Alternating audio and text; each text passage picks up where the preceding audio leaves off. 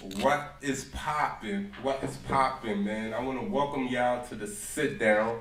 Today, I got a very special guest, Fam Forever After Money. Chill, what up? He doing his thing on the underground. He's popping, and we just gonna chop it up and drink some Henny and talk some shit, man. Facts. What's good with you?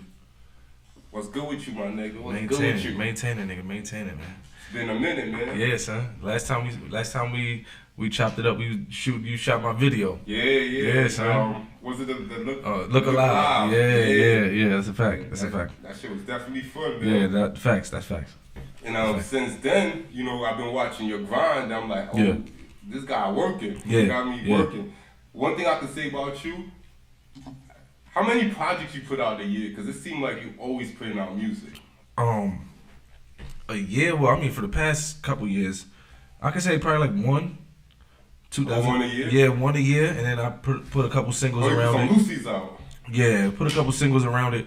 The past, I think 2018, I did two. I did Directed by God, and then in the summertime, and then October, I did Wolf. Yeah, so I'm about to say, I know it was a year. Yeah, it was two of them joints. That was 2019 or 18, if I'm not mistaken. So yeah, and since then it's just been me focusing on this upcoming project since then. Yeah, Fam 2. Yeah. Fam 2. So what was the process or the mindset when you was working on this album? Pretty much. Well, first of all, I just wanted to be patience. That was key. Patience was key because not to say that I rushed everything before, but I was pretty much in the learning stages with a lot of shit at the time. So in the middle of making those projects, but this one I felt like I was able to just sit down and pay attention to the music and the craft and what I was putting together. So it was patience.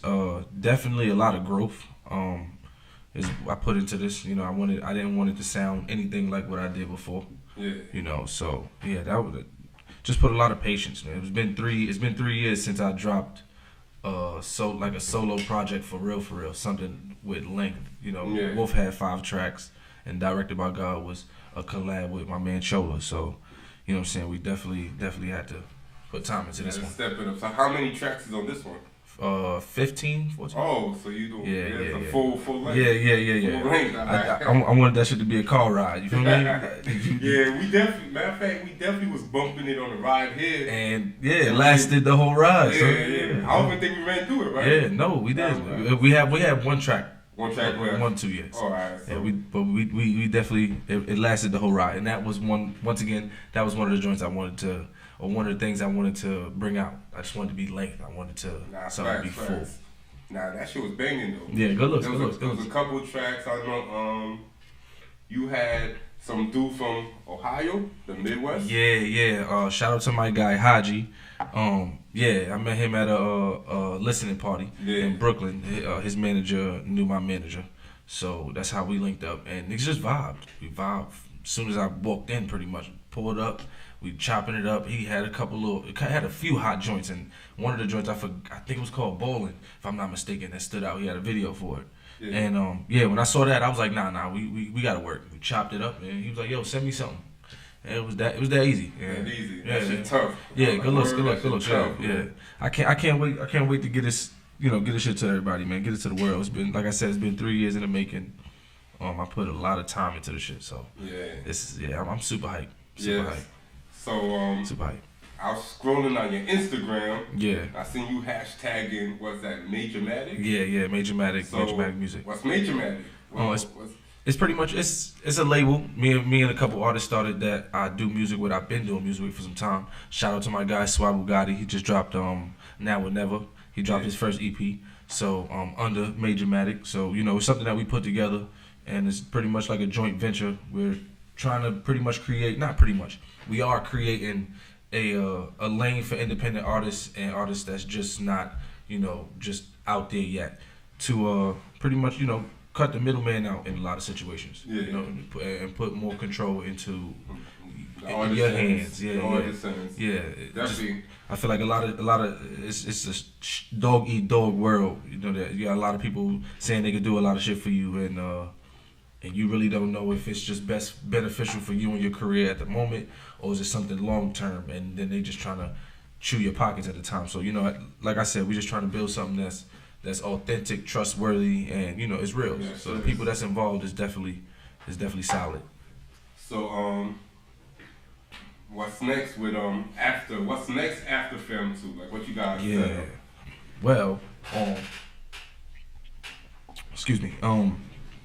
Well, I'm working with a couple artists, doing a couple little experimental music, couple sounds. Shout out to Devon Alay, dope artist. Also, he should be putting his work out pretty soon. And I'm working with another artist, Misa Millennia. Yeah. So yeah, she's popping. So we got some big things coming. Shout out to Chaso, my guy. We got a couple joints popping. We got a track called Mexico that's coming out pretty soon. So I'm featuring on that. So yeah, it's a lot of work. Like I said, I'm just trying to branch out now. You know, like I said, the other projects I felt like I was in the learning stage. Now I feel like I got my niche, a little something, and now it's just leveling up and, you know, taking that outside of the house, pretty much. Nah, definitely. So it's gonna be lit, man. I can't wait. That sounds lit. So you ready to be you know, like a head of a label, and you know, kind of you doing the independent thing. Yeah. You're working on your career. Yeah. So it's like, is there conflict of interest? Because it's like, if you get a fire beat. Yeah. Do you give it to Shorty? Yeah. That's a good ass question. Or do you take like, nah, I need this for Fam 3? You know. You know what's crazy? That's why I don't like to overlap my work. So for example, the only way to answer that question is if the beat was presented to me in my time where I was working on my stuff. Yeah. Then of course, you know, I mean, same thing with her. I would expect her to take a listen to it for herself first. But you know, if Fams 2 is done and I'm done, I'm chilling for a little minute, you know, I'm working and it comes by me, I'm not about to just be like, oh, that's too dope, you can't have it. Nah, you know, so that's hers. And to be honest, she's not even under MAJORMATIC at all. Yeah. It's something that we coming together. It's a collab thing. Shorty got her own little movement. So you know what I'm saying. Shout out to Misa. But if it was like that, nah, you know what I'm saying. I give it to her. Yeah, I give it to her. I just had to ask. Yeah. I'm like, alright. I mean, to be honest, I get enjoyment out of helping other artists put their work together. Facts. You know, like I said, I do record, engineer, so I have to at some point deal with other artists and put my 2 cents into something else other than my work. So nah, definitely. Yeah, and that's just another way I like to keep myself immersed in the music. So nah, dope. Yeah. Dope. So I'm gonna ask you this, like. Alright. Yeah, I see you. I'm getting a little serious. Yeah. Go ahead. Nah, it ain't that serious, but it's like this. It's like when I think of New York music, I really think of 2 sounds. Right now, you know what I mean? You know how Brooklyn got it locked with that drill sound. Yeah. That drill music, and then you know, like Uptown got it more like the 8 boogie-ish, with the more melodic. Yeah. What do you like your music? That's the funny thing is I've never even visioned it how you just said it, like how Brooklyn got drill and Bronx got like that melodic sound. Yeah. But you're right though. I've never even looked at it like that.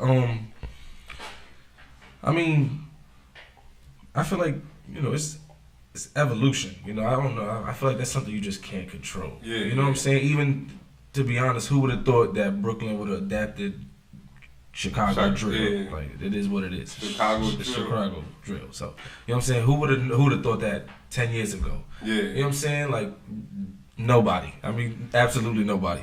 So, you know, like I said, just evolution. I feel like the way that New York rap or hip hop is going, I think it's good. As long as we keep niggas like, you know, 6ix9ine out. Yeah, that's another topic. Yeah, I think we good. As long as we keep niggas like that out, we alright. I mean, I ain't gonna lie to you. With the 6ix9ine topic, it's like there's a lot of people that like his fuckery he's doing online right now, and you know, Instagram tells you who likes it. Yeah. So I'll be watching like, there's a lot of niggas that say they don't like it. Be like, yeah. I'll be like, yo, I thought this was a real person. He following, he liking. Here's the thing, and I'm gonna say this, and this is real nigga shit right here.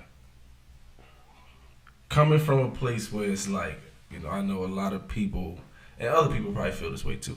Coming from a place where, in this business where you're told or you're pretty much put to the side, you can't do, and you're not gonna make it this far. You get a regular job, whatever it is, whatever. Yeah. His energy, how he does when he does go platinum or he does go diamond or whatever, hit #1 Billboard, and he like, yeah, you niggas can't stop me. I can respect that. Yeah. You know what I'm saying? Hip-hop is competitive. I can respect that. Not only hip hop. I can respect the fact that it's like, he's still out to prove people wrong. You know what I'm saying? Yeah. That part I can respect. Once again, it's just all the gimmicks around it. I feel like it don't need to be added. Once again, it just makes people like, for example, a Drake, whereas though, obviously you can tell he takes his craft serious. People who don't know how to judge hip hop would look at Drake and 6ix9ine and put them in the same joint. Like, I don't want to listen to hip hop because they all do the same thing, like, and they don't. They don't. You know what I'm saying? Like, but yeah, I'm not like, for your question, yeah, hip hop is for New York is going in the right direction, man. It definitely is. I think the melodic way is. That's gonna take over. Yeah, that's the new wave. Yeah, that's gonna take over. Yeah. It definitely took over. So that's why when I hear music from Benny and those guys, that's like that real hip hop, that real 90s feel, and I'm like, yo, they doing numbers, and I'm like, you know what it is? We in a time where you listen to what you want to listen to. Like, the radio don't dictate shit. So if you want conscious rap, you go on iTunes, you listen to straight conscious rap. Yeah. You can tune all of this stuff out. That's a fact. You like 6ix9ine? That's a fact. You can play it all you want. You know what I mean? It's your right. I guess. But if you want real rap, there's a lot of spitters. They don't get the light. Yeah. But one thing that these platforms do is they give independent artists like you an opportunity to be heard and which is dope. Super dope. I think and once again, it's like what MAJORMATIC is. You know what I'm saying? It puts the control in your hands, in the creator's hands. You know what I'm saying? It's like same thing with your situation. Once again, you know what I'm saying? You get to create the content you want to. You get to deliver how you want to deliver it. Yeah. So that's what hip hop is. That's, you know what I'm saying? If you look at the core of it, we was doing taking samples that people said we couldn't rap on, or you couldn't, and then it started from noise, and then went from noise to poetry, from poetry went to what we have now. The number one genre in the world. Right. The number one. Yeah, so like I said, that's the best thing about it, man. It's the best thing about it. So I know you mentioned you wrote songs for people. Yeah. Would you have a ghostwriter? What you think about Of course. You create music. So. Yeah, I wouldn't have a nigga write a whole song. Yeah. I would definitely have input in it. Input. You give me the hook. I'll have somebody sit down with me and rewrite it together. But I wouldn't. I wouldn't have it depends what type of you know what I'm saying. We trying to go for like a Michael Jackson type. That's what I'm saying. We might have to go get somebody for that. Yeah, because that's what it's like. Somebody like Drake who did over 10 years at the number one spot. It kind of makes sense that you might need a ghostwriter to stay at that level. I mean, hip hop is that pretty much. It's ghostwriters and it's people behind the scenes. I bet you. I mean, I don't know if you know this, but this joint Still Dre? With Dr. Dre? Yeah. You know who wrote that? Yeah. A lot of people don't even know that Hov wrote that. The king. Right. When I found that out, I was taken back a little bit. Hov wrote one of the top West Coast anthems. Yeah. And he didn't say a word about that. Not a word. So he didn't bat an eye when anybody said anything about Dre being the greatest in anything. You never hear Hov say nothing about that. It's hip hop. I mean, one thing to elaborate. I respect Ye, to the utmost. And Ye is one of those people, Ye got about 15 people in the studio doing a song. So, you know what I'm saying? I would have a ghostwriter. Yeah. Like I said, he wouldn't do a whole song, but I have a ghostwriter. Yeah, of course. Yeah, so you'll have so with a Drake, could he claim top lyricist though with a ghostwriter? Could he say he is a top lyricist? No, I wouldn't give him the top lyricist anyway. Alright.